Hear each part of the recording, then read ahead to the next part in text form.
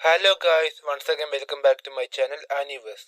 ഇവിടെ നമ്മൾ അനിമേനെ പറ്റി ഡിസ്കസും അതുപോലെ ഡീകോഡും ബ്രേക്ക് ഡൗണും ചെയ്യുന്നത്. സോ നമുക്ക് ആദ്യം വൈകാതെ ഇന്നത്തെ വീഡിയോയിലേക്ക് പോവാം. അപ്പോൾ ഇന്ന് നമ്മളിവിടെ ഡിസ്കസ് ചെയ്യാൻ പോകുന്നത് വെച്ചാൽ, ഇപ്പോൾ റീസെൻ്റായി വന്ന ചാപ്റ്റേഴ്സ് ഒക്കെ വെച്ച് നോക്കുമ്പോൾ, പ്രത്യേകിച്ച് ഗോഡ് വാലി ഇൻസിഡൻ്റ് ഒക്കെ വെച്ച് നോക്കുമ്പോൾ എനിക്ക് തോന്നുന്ന മനസ്സിൽ തോന്നിയ ഒരു തിയറി നിങ്ങളായിട്ട് ഡിസ്കസ് ചെയ്യാൻ വേണ്ടിയിട്ടാണ് ഞാനിവിടെ വന്നത്.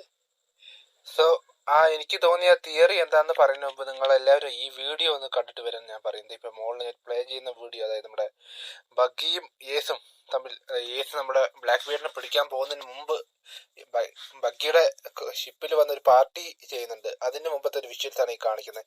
ഇതിൽ ബഗ്ഗിയെയും യേസിനെയും നന്നായി നിങ്ങളൊന്ന് ക്ലോസ് ആയിട്ടൊന്ന് വാച്ച് ചെയ്യുക. കാരണം രണ്ടുപേരും ഫേസിൻ്റെ ആ ഡ്രോയിങ്, ആ ഫേസ് മറ്റേ ബഗ്ഗി മുഖത്ത് മൊത്തം മേക്കപ്പ് ഇട്ടിട്ടുണ്ടെങ്കിൽ പോലും നിങ്ങൾ ശ്രദ്ധിച്ച് നോക്കിയാൽ രണ്ടുപേരും ഫേസിൽ നല്ലൊരു സിമിലാരിറ്റി കാണാൻ പറ്റും.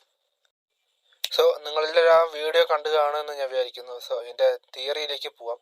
ആ രണ്ടൊരു ഫേസ് നിങ്ങൾ ശ്രദ്ധിച്ചല്ലോ. ഇപ്പോൾ നമ്മുടെ വൺ പീസ് വേൾഡിൽ ഉള്ള കറണ്ട് എംപറർമാരിനെ പറ്റിയാണ് ഞാനിവിടെ പറയാൻ പോകുന്നത്. ആരൊക്കെയാണ് എംപറർ എന്ന് ആദ്യം ഒന്ന് നമുക്ക് നോക്കാം. സോ ആ എംപറേഴ്സിൻ്റെ, വൺ പീസിലെ എംപറേഴ്സിൻ്റെ ഓർഡേഴ്സ് നോക്കി ഫസ്റ്റ് വരുന്നത് ഷാങ്ക്സ് ആണ്. പിന്നെ നമ്മുടെ ബ്ലാക്ക് ബിയർഡ്, അത് കഴിഞ്ഞാൽ നമ്മുടെ ലൂഫി വരുന്നുണ്ട്. ഏറ്റവും അവസാനം നമ്മുടെ ബഗ്ഗി ദി ക്ലൗൺ, അല്ലെങ്കിൽ ബഗ്ഗി ഡി ക്ലൗൺ എന്ന് പറയുന്ന നമ്മുടെ ബഗ്ഗി പൈറസിൻ്റെ ബഗ്ഗി വരുന്നുണ്ട്. സോ ഈ 4 എംബേഴ്സ് നിങ്ങളൊന്ന് ഓർത്ത് വെക്കണം. Shanks, black bird, Luffy, buggy. Okay അല്ലേ? ഇനി നമുക്ക് ഒരു 25 കൊല്ലം ബാക്കിലോട്ട് പോയി നമ്മുടെ ഗോഡ് വാലി ഇവന്റ് ഒന്ന് ഓർത്തോട്ട് വരാം. സോ ഗോഡ് വാലി നടന്ന സംഭവങ്ങളിൽ എനിക്ക് പറയാനുള്ള 4 മെയിൻ ആൾക്കാരാണ്. 4 മെയിൻ ആൾക്കാർ. ഇപ്പൊ ഞാൻ പറയുമ്പോൾ 4 ആൾക്കാർ നമ്മുടെ ഗോഡ് വാലിയിലെ മെയിൻ ആൾക്കാർ, അതായത് കീ പ്ലേയേഴ്സ് അല്ലെങ്കിൽ ഇമ്പോർട്ടന്റ് പ്ലേയേഴ്സ് എന്ന് വേണമെങ്കിൽ പറയാൻ പറ്റും. അങ്ങനെയുള്ള 4 ആൾക്കാരാണ് ഞാൻ പറയാൻ പോകുന്നത്. ഏറ്റവും ഫസ്റ്റ് ഈ ലിസ്റ്റിലുള്ള ആരാണെന്ന് വെച്ചാൽ നമ്മുടെ ഗാർലിംഗ്, ഫിഗർലാൻഡ് ഗാർലിംഗ്, ഗോഡ് നൈറ്റ് ആയ ഫിഗർലാൻഡ് ഗാർലിംഗ് ആണ്. അതിനുശേഷം വരുന്നത് റോക്സ് ഡി സെപെക്, റോക്സ് പൈറേറ്റിന്റെ ക്യാപ്റ്റനായ റോക്സ് ഡി സെപെക്. അതിനുശേഷം നമ്മുടെ മറൈൻ ഹീറോ ആയ ഗാർപ്പാണ് വരുന്നത്, മറൈൻ ഹീറോ ആയ ഗാർപ്പ്. ഏറ്റവും അവസാനം നമുക്ക് വരാൻ പോകുന്നത് വേറെ ആരുമില്ല, നമ്മുടെ pirate king Gold D Roger ആണ് വരാൻ പോകുന്നത്.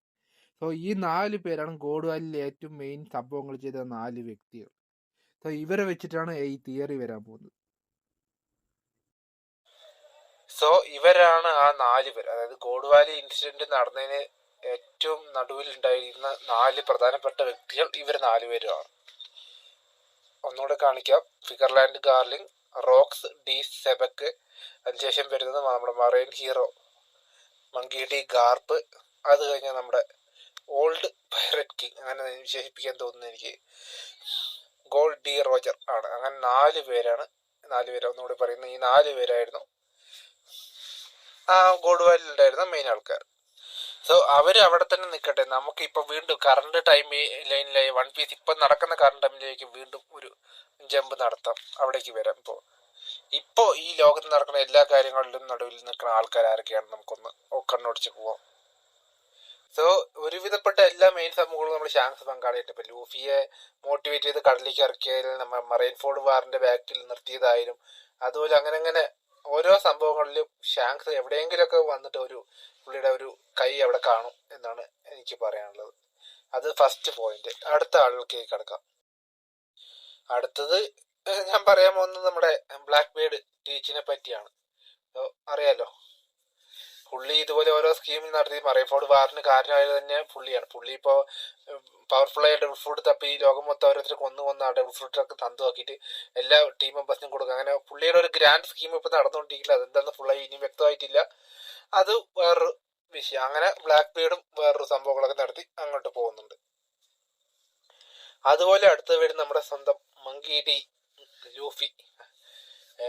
ഈ വേൾഡ് ഗവൺമെന്റിനാണ് നമ്മുടെ മെയിൻ വില്ലൻ എന്ന് പറയുകയാണെങ്കിൽ അതിനെതിരെ എവിടെയൊക്കെ പ്രശ്നങ്ങൾ അല്ലെങ്കിൽ ശബ്ദം ഉയർത്തിയിട്ടോ അതൊക്കെ മെയിനായിട്ട് ലൂഫി ആൻഡ് സ്ട്രോ ഹാറ്റ് ടീമായിരിക്കും. അങ്ങനെ ലൂഫിയുടെ ടീം, ലൂഫി ഒരു പ്രത്യേക രീതിയിൽ ഇപ്പോൾ ഉള്ള വേൾഡിൽ ഓരോരോ സംഭവങ്ങൾ നടത്തിക്കൊണ്ടിരിക്കുന്നു.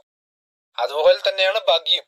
എവിടെയൊക്കെ മെയിൻ സംഭവങ്ങൾ നടക്കണം, ഇപ്പൊ മറൈൻ ഫോർഡ് വാർ ആവട്ടെ, ലിംബോ ടൗണിൽ എസ്കേപ്പ് ആവട്ടെ, ഇങ്ങനെ എല്ലാ സംഭവം നടക്കുന്ന സ്ഥലത്തും നമ്മുടെ ബഗ്ഗി അറിഞ്ഞോ അറിയാണ്ട് അവിടെ എത്തിച്ചേർന്നുണ്ട്. അത് കോയിൻസിഡൻസ് ആണോ, പുള്ളിയുടെ ലക്ക്, അല്ലെങ്കിൽ ഭാഗ്യദോഷമാണോ, എന്ത് വേണമെങ്കിൽ പറയാം.